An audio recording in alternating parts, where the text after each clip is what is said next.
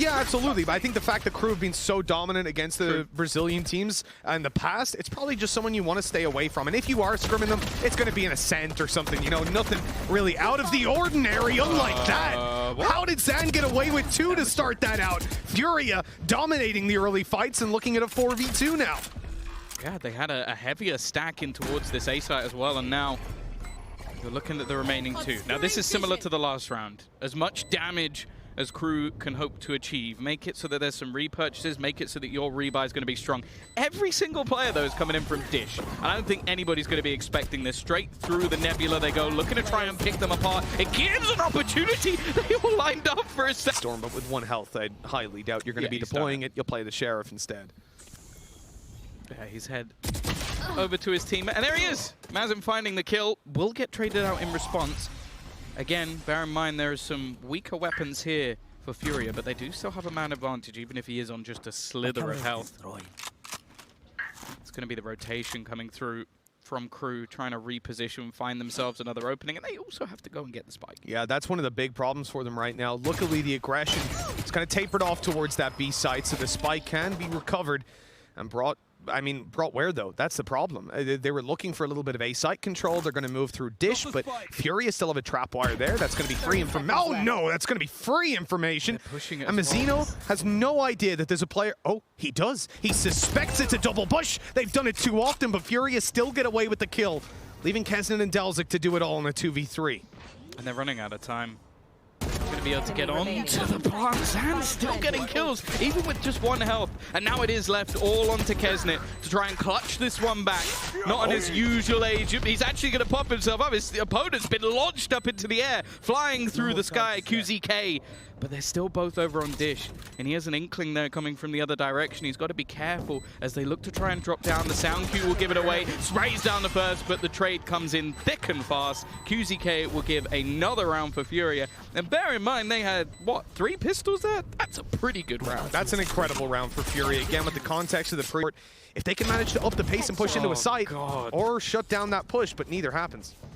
Yeah, this whole round is disgusting. Even their B setup is something I want to highlight. Really low trips, a poison orb so that it covers you walking through it. Like, they're so late. It just seems like FURIA are playing this round incredibly well. But there is a response with a Cosmic Divide. Mazin's actually going to be caught with his gun out, and this is falling apart now. Khalil will at least trade 1 back, and xand is in position just to try and deny them. Turning it into a 2v3 scenario, but they're starting to win the duels back. A 2 versus 2. xand desperately low on HP, just trying to dodge around the aftershock, but they pincered him into a corner. And what started like such a good setup now comes down just to NZR. Almost clutches it out for keznit there. Oh, there's a snake bite coming through. That snags it off the angle. Oh, I thought he was going to shoot in through the edge, but instead he's just holding, waiting. Viper's wall goes down. Will the grab well pull them back into the trip? That's the real question if they try and push into this. Here comes the rolling thunder, but NagZ, as he tries to jump over, has just been caught. QZK already managing to find a couple of kills. This B-site hold is just looking disgusting, and they're finding openers every single time that KRU actually try and push into the site. It's going to come down to the clutch ability of the squad once again. But they have it in bucket loads because it's not pretty. QZK is having a round and a half, and Mitch, there's only 2 remaining. Yeah, it's going to be a tough hold for KRU, and with another player down, walking in through that Cosmic Divide, the only chance for Mazino, and he'll get nothing as QZK pulls out his 5th kill of the round. An incredible performance as FURIA take the lead. I told you that setup was ratty. It was.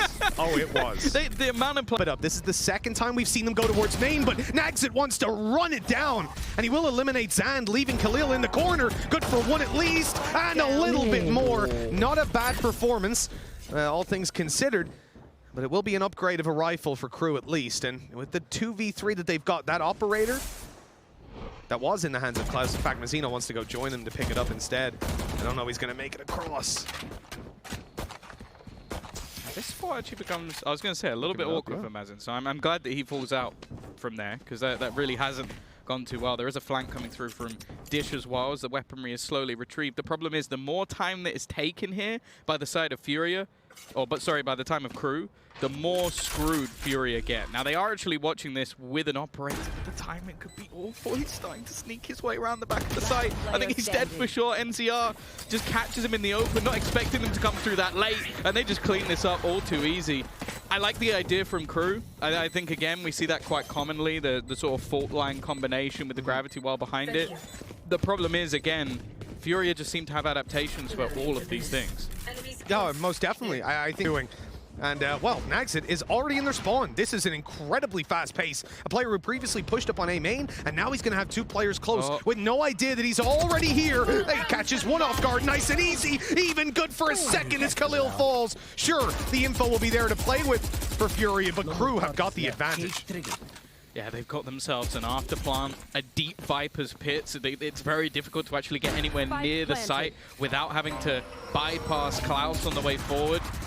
This is going to be a very, very difficult scenario, and you actually see on the extremities as well, there are players ready and waiting. Now, this does give individual duels, and as I say that, NZR actually manages to win one of them, so back into a 3v3 scenario. Delzik will trade and keep things in a pretty good position, and they need to try and clear somebody on the wrap back around. The swing from Delzik actually grants another, and now it's in there. There's a flash to support him. They are really trying to pressure this control that FURIA have been getting again and again. There are some very good reasons why you don't go pushing through a Viper's pit too often, and I think that is one of them. Especially, I like the fact that they still have Cypher utility in there. It's nasty. It's just like, you can't even see half the stuff they're doing. Klaus, though, again, they've managed to take space in towards the spawn. This is something that has now happened a multitude of times and starting to become a bit of a worry for FURIA. Now, with A main under their belt, and xand watching in that direction, he actually whiffs. The trade is there again from Khalil, who's trying to catch them on the cross. A good fault line will hold him back and give an afterplant once again. But they're still watching to try and find where Klaus has gone, because with the space he has, he could be anywhere. Yeah, lots of time, but look at that flank coming through. Looks like Khalil won't be all too much longer. When these 2 players rush on in, Jet should be able to completely blindside them. Or even Klaus, who's now starting to move up. I don't think they're going to even look towards the side. Time's going to be too low when they run back into towards side as well. Really, the player who has to be making this play is QCK. And if he doesn't find an angle pretty soon, those players are just going to be mowed down coming out of main. The Rolling Thunder doesn't even need to be used. They realize that. Keznit cleaning it up. And that's when Klaus chooses his time to... When your opponents are feeling that comfortable, they can do whatever the hell they want. And Klaus right now, well, he's in a bit of danger. Pushed up, the smoke was timed perfectly. I don't think that was intentional at all, but it works out for QCK as FURIA pick up the opening. And straight away, you see just KRU fall back off this angle. They know that if there's been a lot of early presence on one side of the map, chances are there's an opening elsewhere. And I think mid-rounds are so important when it comes to Fracture, more so than any other map, because there's always going to be space somewhere. You can't split your defense that thin. Now, you do currently have Khalil watching for this, though. So they've given up A main, Mitch, but they've done it somewhat intentionally. Oh, yeah. Again, this is what we've seen from FURIA. Round in, round out. They'll push up A main, they'll push up dish. Wherever they go, that's the part of the map they want to control. Utility is left elsewhere to slow them down. You're going to have some Master utility burned up, but nothing found for it because that Cosmic Divide gets KRU onto site for free. And now we're going to have FURIA having to fight back in afterwards. Still, though, they have the man advantage to do it. They have a Cosmic Divide of their own as well. Now, one of the things, though, is that normally KRU has a lot more control than this. And you can see they're actually going to start fighting for it in the form of NagZ, because they have managed to take control of mid in a lot of these scenarios, which has made retakes really awkward. xand, though, is just going to go up above. He may be vulnerable, but he's still fighting. Has Khalil alongside him and just lands the headshot. It's left all onto NagZ. They expect him to be here, and xand is going to land every single knife. It will be 6-5 in favor of FURIA. And that is a bit of a tongue twister. That was beautiful. Just watching xand updraft dash in. He throws a smoke at someone first. Like, hey, I don't even see you when I kill you, bro. Obviously, for a solid first half, because when they swap to the defense, if FURIA are as prepared over on the attack, which I'd imagine they will be, I get a little bit worried. They've managed to isolate both of those duels. That is not a pretty picture. Again, there's going to be this control taken, but it's expected now. And that's the thing. There was a couple of rounds for KRU where they got that spawn control and they were able to win rounds off the back of it. Well, it hasn't happened in the last couple. Keznit, though, he's just popping off! What on earth is that? 3 headshots in a matter of seconds. He turns this round on its head. making this a possible scenario. A 2 versus 2, the flash placed into both players' faces to peek through for xand, but he doesn't expect xand into the 1v1. The stun has landed perfectly onto him. keznit has just used it to escape, has no idea where he is, and keznit comes out with the quad. Is that like his 3rd quad kill of this? They might have spotted out the cam as they look to try and dash through, already tagged up at least a little bit. They do look to try and push in towards this site. It's become a little bit awkward for them. Still plenty of time to try and make their move here, but they've been stuck behind the snakebite. And this means that the majority of the team can rotate over, especially with a flank already coming through. I think the most important is keznit is now here. He's got an aftershock to play with. His fault line should be up pretty soon. As they lose the first player here, KRU fighting their way in towards this site. Lots of players on low HP. NagZ just 23 health.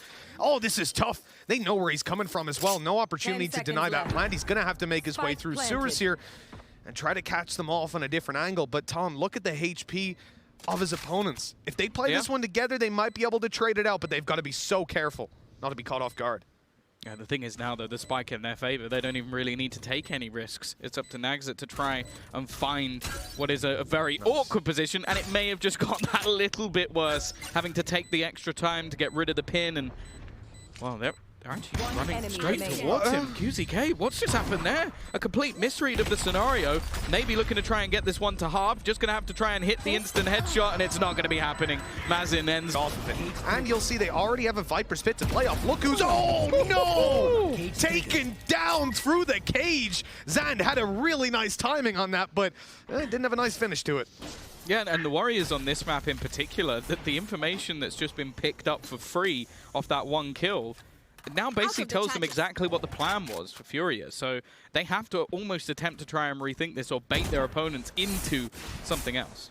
Yeah, one of the big things here, nagz's already pushed up in A halls, has full control towards the spawn. At this point, KRU are 100% certain, with the second player committed towards holding dish, that this is going to be a B hit.